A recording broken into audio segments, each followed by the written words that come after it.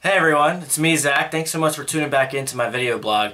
This time around we're going to be talking about the UK study system and so kind of how it differs from what I'm used to back home and what a lot of other general course students are used to versus here at the LSE. So to explain a little how it works, every general course student has the opportunity to take any four classes that they want. And so not even LSE students, the regular ones here, are able to do that. And so I'm taking four classes from four different departments, one econ, one philosophy, one geography, and one social policy. For me, they're all policy-based because I want to go into law, but they could be literally anything across the board. They don't have to work well together at all. It's just as long as it fits in your schedule, that's what you can do.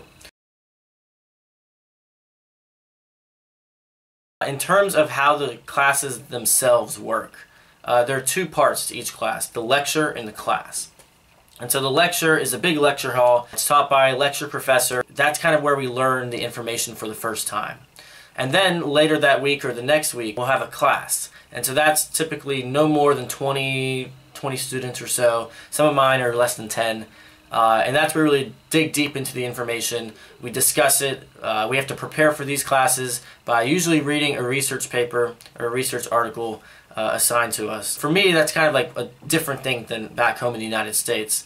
And so those are my favorite because not only have I gotten to learn the material more in depth, but I've gotten to really understand the perspectives and views of my classmates and my class teachers.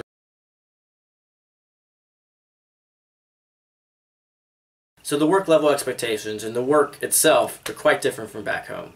And so back home I'm kind of used to textbooks and maybe some articles here or there, and then regular weekly or monthly assignments or in exams.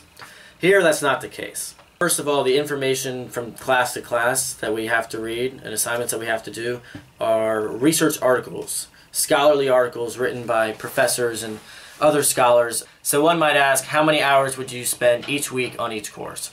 Some weeks I spend half an hour, some weeks I spend more than 4 hours on each course. It honestly depends on what is assigned each week.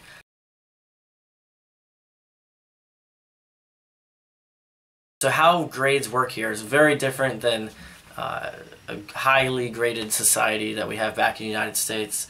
For most typical students, 100% of their grade is one final exam. For general course students, we get two separate grades. The main grade is the exams and the papers.